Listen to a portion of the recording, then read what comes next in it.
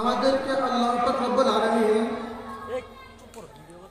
দুটি হাত দিয়েছেন শুকরিয়া স্বরূপ। আমরা হাতের শুকরিয়া আদায় করি না। আমাদের দুটি চক্ষু দিয়েছেন, যদি চক্ষু না দিতেন তাহলে এই সুন্দর পৃথিবী, এই সুন্দর দুনিয়া আমরা কখনো দেখতে পারতাম না। শুকরিয়া স্বরূপ আমাদেরকে আল্লাহ পাক রব্বুল আলামিন চক্ষু দিয়েছেন।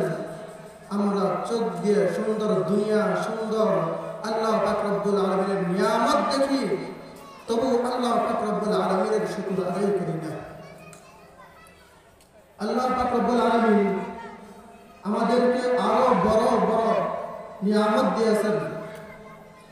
কান দিয়েছেন, মুখ দিয়েছেন, নাক দিয়েছেন, মাথা দিয়েছেন, আকল দিয়েছেন, যেগুলো দিয়ে আমাদের শুকর আদায় হয়, কিন্তু আমরা শুকর আদায় করি না।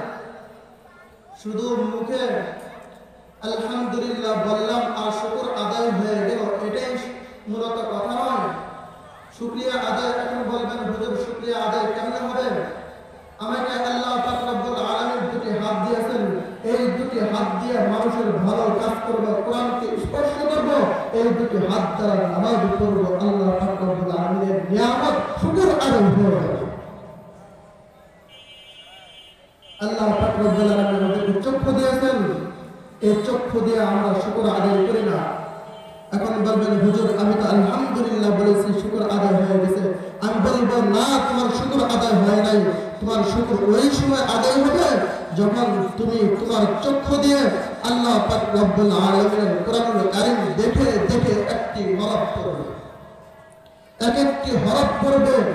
আল্লাহ পাক রব্বুল আলামিন প্রত্যেকটা হরফে এক একটা নেকি দিবে। মুখ দিয়েছেন, চোখ দিয়ে তুমি দেখবা, মুখ দিয়ে তুমি উচ্চারণ করবা। আল্লাহ পাক রব্বুল আলামিন সেই মুখ দিয়ে বলার কারণে আল্লাহ পাক রব্বুল আলামিন তোমাকে প্রত্যেকটা হরফে 10টি করে দিবে। আর তুমি চোখ দিয়ে দেখবা আল্লাহ পাক রব্বুল আলামিনের কথাগুলো কেমন করে আল্লাহ পাক রব্বুল আলামিন কথা বলেছেন। তুমি দেখো দেখো দেখো কেমন শুকর আদায় করে দেখো, দেখতে থাকো, তোমার চোখের শুকর আদায় হয়ে যাবে।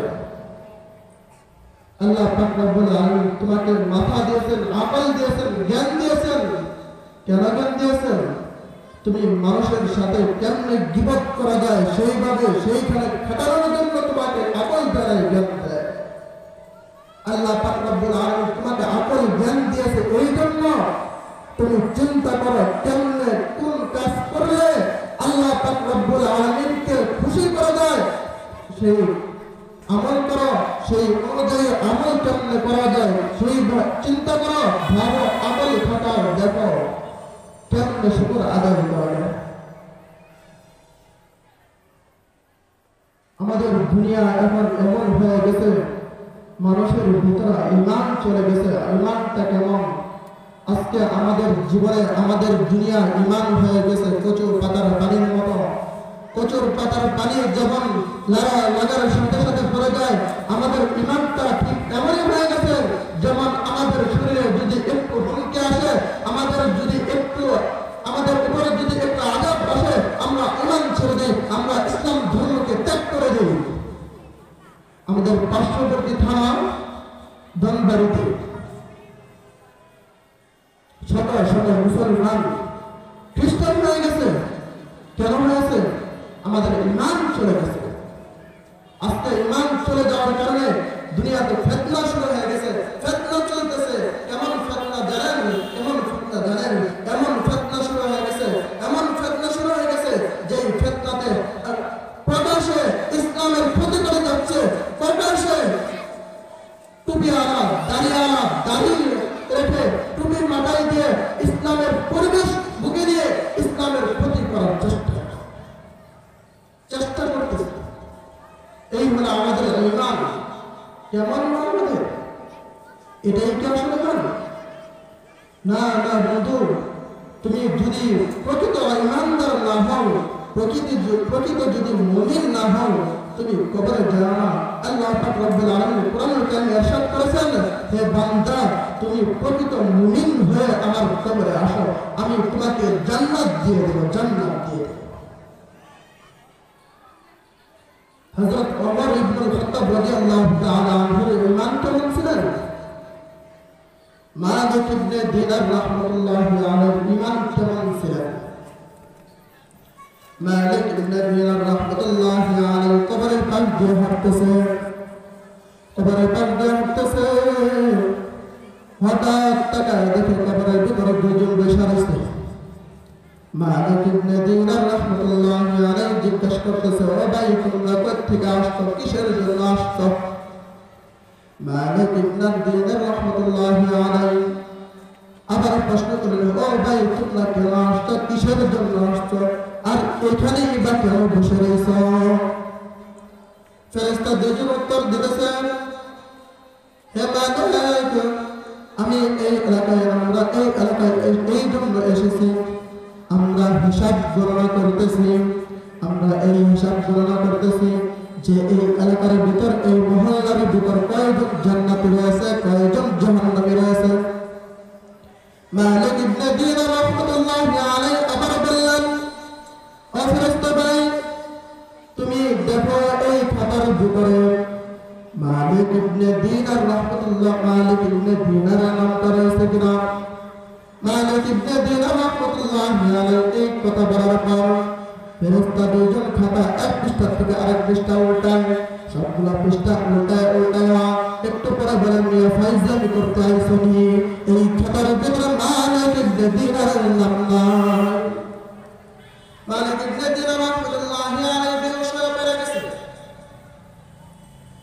কিছুক্ষণ পর হুশে আসার পর আবার বলতেছে, হে ফেরেশতা ভাই আমি তো ঈমানদার না, আমি তো ঈমানওয়ালা না, আমি তো হাফেজ না, আমি তো আলেম না, কিন্তু আমি একজন আলেমকে ভালোবাসি, একজন মুত্তাকিকে ভালোবাসি, একজন পরহেজগারকে ভালোবাসি। খাতায় লিখতে সময় দেখবেন কিছু কিছু জায়গা ফাঁকা থাকে। মালিক ইবনে দিনার রাহমাতুল্লাহি আলাইহি বলতেছে, ও ফেরেশতা ভাই দেখো আমার এই মালিক ইবনে দিনারের নামটা এই ফাঁকা জায়গায় লেখা যায় কিনা। দুনিয়াতে দেখবেন একজন বক্তা যদি স্টেজে আসে, একজন বক্তার পিছনে দুইজন তিনজন পাঁচজন মানুষ থাকে, খাদেম হিসাবে মুহাব্বতের সাথে পিছনে পিছনে চলে আসে। মালিক ইবনে দিনার রাহমাতুল্লাহি আলাইহি বলতেছে, ও ফেরেশতা ভাই আমি তো খাদেম, আমি তো খাদেম, আমি তো তাদেরকে ভালোবাসি, আমি তো তাদেরকে ভালোবাসি, তুমি কি তাদের নামের জায়গা ফাঁকা জায়গাগুলো রয়েছে, এই ফাঁকা জায়গার ভিতরে মালিক ইবনে দিনারের নামটা উঠানো যায় কিনা?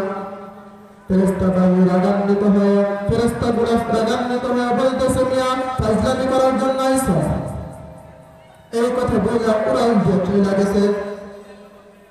মালিক ইবনে দিনার রাহমাতুল্লাহি আলাইহি কান্না করতেছে, অজ্ঞান হয়ে গেছে, বেহুশ হয়ে গেছে। বেহুশ হয়ে একদিন দুই দিন তিন দিন যায়, 3 দিন পর ফেরেশতাগুলো আবার আসছেন। ফেরেশতাগুলো যখন প্রথম দিন চলে যায়, প্রথম দিন চলে যাওয়ার পর আল্লাহকে বলে, ও আল্লাহ তোমরা আমাদেরকে গোপনে কেন আমলনামা লেখাও, তা আজকে বুঝতে পারছি।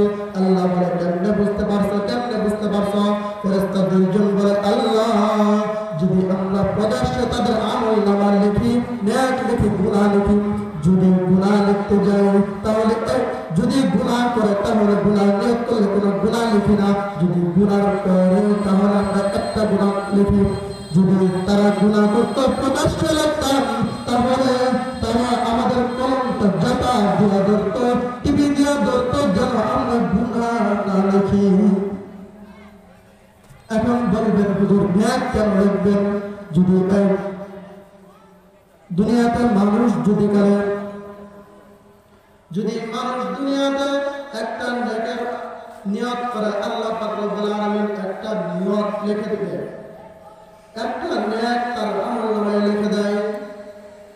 যদি দুনিয়াতে একটা ভালো আমল করে, নেকের আমল করে, নেক করে ফেরেশতাগুলো একটা নেকের বদৌলতে আল্লাহ পাক রব্বুল আলামিন 2টি নেক, আল্লাহ পাক রব্বুল আলামিন 10টি নেক আমলনামায় দিয়ে দেন।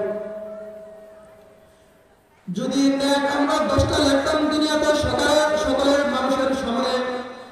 মানুষের সামনে যদি নেক আমলগুলো লিখতাম, তারা কলমকে জাতা দিয়ে ধরত, ও ফেরেশতারা তোমরা 10টা কেন লিখবা, আরো লেখো, আরো লেখো।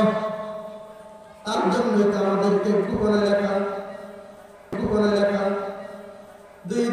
দিন চলে যাওয়ার পর মালিক ইবনে দিনার রাহমাতুল্লাহি আলাইহি যখন অজ্ঞান হয়ে পড়ে রয়েছে, খাওয়া দাওয়া বন্ধ করে দিয়েছেন। 2 দিন 3 দিন পর ফেরেশতারা আবার চলে আসছে, এসে অজ্ঞান হয়েছে। ফেরেশতারা মালিক ইবনে দিনার রাহমাতুল্লাহি আলাইহিকে জাগরণ করছে, জাগরণ করে জাগ্রত করে মালিক ইবনে দিনার রাহমাতুল্লাহি আলাইহিকে বলছে, ও মালিক, তুমি কেন বেহুশ হয়ে গেছো, কেন অজ্ঞান হয়ে গেছো? আমরা দুনিয়াতে এই লিস্টে তোমার নাম লেখি নাই, তাতে কি হয়েছে? আরশের আযমের খাতায় যখন আমি আল্লাহ পাক রব্বুল আলামিনের খাতায় যখন তোমাদের নাম জান্নাতীদের নাম লিস্টটি দেখতে মিলাইতে গেছি, তখন জয়া দেখে জান্নাতি লিস্টের প্রথমেই তোমার নাম মালিক ইবনে দিনার নাম উঠে গেছে। বলে লেখা 2 দিন 3 দিন চলে যাওয়ার পর মালিক ইবনে দিনার রাহমাতুল্লাহি আলাইহি যখন অজ্ঞান হয়ে পড়ে রয়েছে, খাওয়া দাওয়া বন্ধ করে দিয়েছেন। 2 দিন 3 দিন পর ফেরেশতারা আবার চলে আসছে, এসে অজ্ঞান হয়েছে। ফেরেশতারা মালিক ইবনে দিনার রাহমাতুল্লাহি আলাইহিকে জাগরণ করছে, জাগরণ করে জাগ্রত করে মালিক ইবনে দিনার রাহমাতুল্লাহি আলাইহিকে বলছে, ও মালিক, তুমি কেন বেহুশ হয়ে গেছো, কেন অজ্ঞান হয়ে গেছো? আমরা দুনিয়াতে এই লিস্টে তোমার নাম লেখি নাই, তাতে কি হয়েছে? আরশের আযমের খাতায় যখন আমি আল্লাহ পাক রব্বুল আলামিনের খাতায় যখন তোমাদের নাম জান্নাতীদের নাম লিস্টটি দেখতে মিলাইতে গেছি, তখন জয়া দেখে জান্নাতি লিস্টের প্রথমেই তোমার নাম মালিক ইবনে দিনার নাম উঠে গেছে। 2 দিন 3 দিন চলে যাওয়ার পর মালিক ইবনে দিনার রাহমাতুল্লাহি আলাইহি যখন অজ্ঞান হয়ে পড়ে রয়েছে, খাওয়া দাওয়া বন্ধ করে দিয়েছেন। 2 দিন 3 দিন পর ফেরেশতারা আবার চলে আসছে, এসে অজ্ঞান হয়েছে। ফেরেশতারা মালিক ইবনে দিনার রাহমাতুল্লাহি আলাইহিকে জাগরণ করছে, জাগরণ করে জাগ্রত করে মালিক ইবনে দিনার রাহমাতুল্লাহি আলাইহিকে বলছে, ও মালিক, তুমি কেন বেহুশ হয়ে গেছো, কেন অজ্ঞান হয়ে গেছো?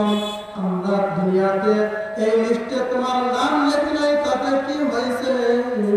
আরশের আযমের খাতায় যখন আমি আল্লাহ পাক রব্বুল আলামিনের খাতায় যখন তোমাদের নাম জান্নাতীদের নাম লিস্টটি দেখতে মিলাইতে গেছি, তখন জয়া দেখে জান্নাতি লিস্টের প্রথমেই তোমার নাম মালিক ইবনে দিনার নাম উঠে গেছে। মালিক ইবনে দিনার রাহমাতুল্লাহি আলাইহি খুশি হয়ে গেছে। মালিক ইবনে দিনার রাহমাতুল্লাহি আলাইহি ইমাম তাকে মনসুর জানাননি, এই দেখেন ইমাম জান্নাতের লিস্টে নাম নয়, সে মনে করছে আমি জাহান্নাম হয়ে গেছি। জাহান্নামের আগুন কত ভয়াবহ, জাহান্নামের আগুন সহ্য করতে পারবে না, তাই বিদে চিৎকার পাওয়াছে, অজ্ঞান হয়ে গেছে, বেহুশ হয়ে গেছে। কেমন হয়েছে, কেমন হয়েছে? হযরত ওমর ইবনে খাত্তাব রাদিয়াল্লাহু তাআলা আনহু শাসন যুগে যখন শাসন করতেন, ওমর ইবনে খাত্তাব রাদিয়াল্লাহু তাআলা আনহু এলাকার ভিতরে ছোট ছোট গলি রাস্তা দিয়ে হাঁটতেন, ছোট ছোট গলি রাস্তা দিয়ে হাঁটতেন। খাদেমরা জিজ্ঞাসা করতো, হুজুর আপনার পায়ে জুতা কেন পরেন না? ওমর ইবনে খাত্তাব রাদিয়াল্লাহু তাআলা আনহু বলেন, ও আল্লাহর রাসূলের সাহাবী, আমি কেন জুতা পরি না জানি? কেন জুতা পরেন না, কেন জুতা পরেন না? আমি যে এলাকার এই রাস্তা দিয়ে হাঁটতেছি, আমার জুতার খরমের পায়ের শব্দ যদি একটা মানুষের, একজন মুমিন বান্দার ঘুম নষ্ট হয়ে যায়, আল্লাহ তাআলার কাঠগড়ায় আমি আমার জবাব দিতে পারবো না। ওমর ইবনে খাত্তাব কেমন সাহাবী ছিলেন? খলিফা যুগের 2য় নম্বর খলিফা ছিলেন। আল্লাহ পাক রব্বুল আলামিনের প্রেরিত রাসূলুল্লাহ সাল্লাল্লাহু আলাইহি ওয়াসাল্লামের 2য় সাহাবী ছিলেন, 2য় খলিফা ছিলেন। এত বড় সাহাবী, দ্বিতীয়ত জান্নাতের টিকিট পেয়ে গেছিলেন। দুনিয়াতে থাকা সত্ত্বেও জান্নাতের টিকিট পেয়ে গেছিলেন, জান্নাতের টিকিট পেয়ে গেছিলেন। কেমন সাহাবী ছিলেন, কেমন ঈমান ছিল দেখেন। ওমর ইবনে খাত্তাব রাদিয়াল্লাহু তাআলা ঈদের দিন সবাই আনন্দ করে, ফুর্তি করে। ওমর ইবনে খাত্তাব রাদিয়াল্লাহু তাআলা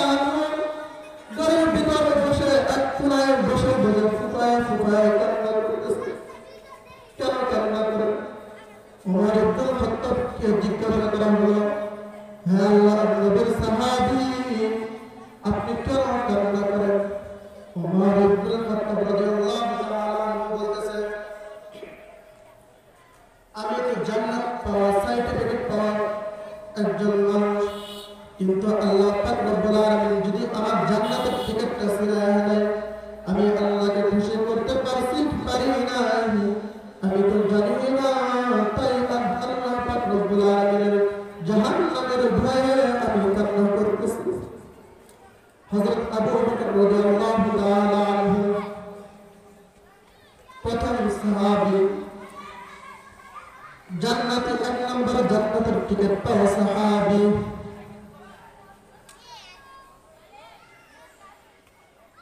উমর ইবনে খাত্তাব রাদিয়াল্লাহু তাআলা আনহু যখন শাসন করতেছেন হঠাৎ চলতেছে এক সময় উমর ইবনে খাত্তাব রাদিয়াল্লাহু তাআলা আনহু রাস্তা দিয়ে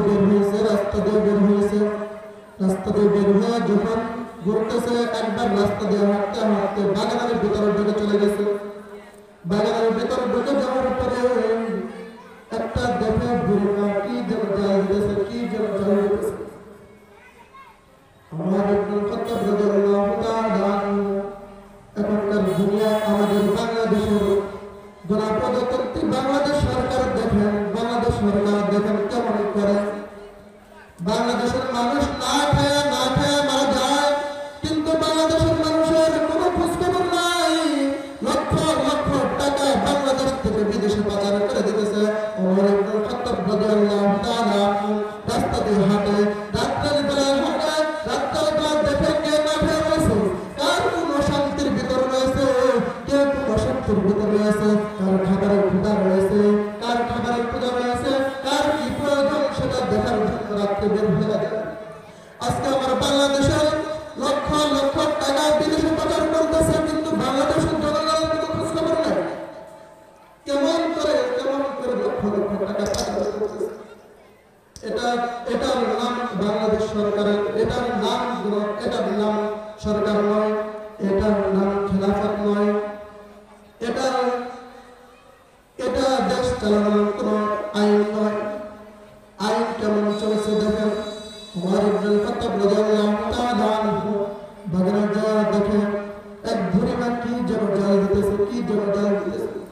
বাচ্চাগুলা চারিদিকে বসে রয়েছে, কান্না করতে একবার বেহুশ হয়ে ঘুমায় যখন চলে যায়, যখন পড়ে যায়, তখন উমর ইবনে খাত্তাব রাদিয়াল্লাহু তাআলা আনহু বুড়িমার কাছে যারা বলে, ও বুড়িমা তুমি কি করো, কি জাল করো, আর এতই বা কি এত সময় জাল করতেছে।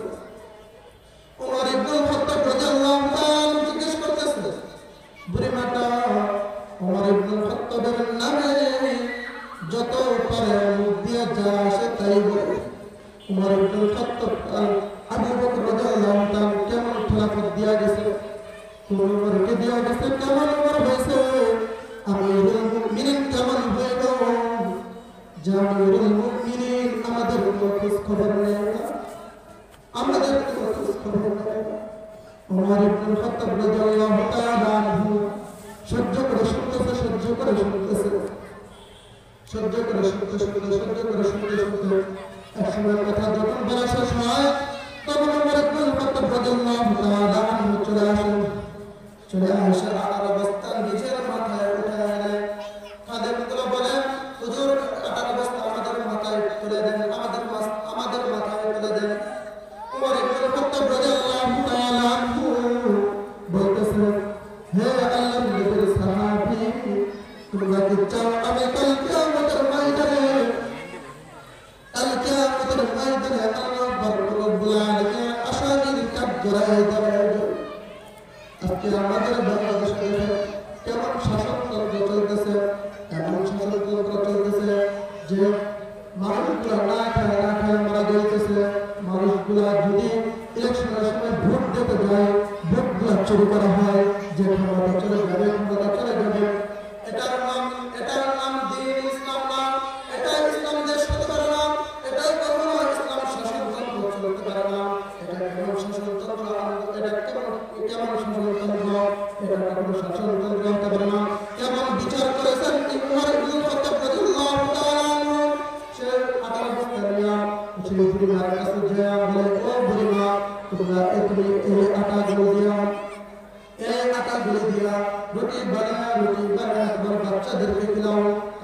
কালকে সকালবেলায় উমর ইবনে খাত্তাব রাদিয়াল্লাহু তাআলা আনহু অফিসে আসবে, অন্য একটা শব্দ ব্যবহার হয়েছে, আমি এই শব্দটা বোঝানোর জন্য বললাম, অফিসে আসো। উমর ইবনুল খাত্তাব রাদিয়াল্লাহু তাআলা আনহু চলে গেলেন। ওমর ইবনুল খাত্তাব রাদিয়াল্লাহু তাআলা আনহু চলে গেলেন। কালকে খাবার পাঠাইছেন, যাও আমার গ্রামে আমার এলাকায় একটা গ্রামের ভিতরে একটা বাগানের ভিতরে একটা চুপলি ঘর আছে, সেই ঘরের ভিতরে একটা বুড়িমা থাকে, সেই বুড়িমাকে নিয়ে আসো, সেই বুড়িমাকে নিয়ে আসো। আমার ইবনুল খাত্তাব রাদিয়াল্লাহু তাআলা এই কথা বলে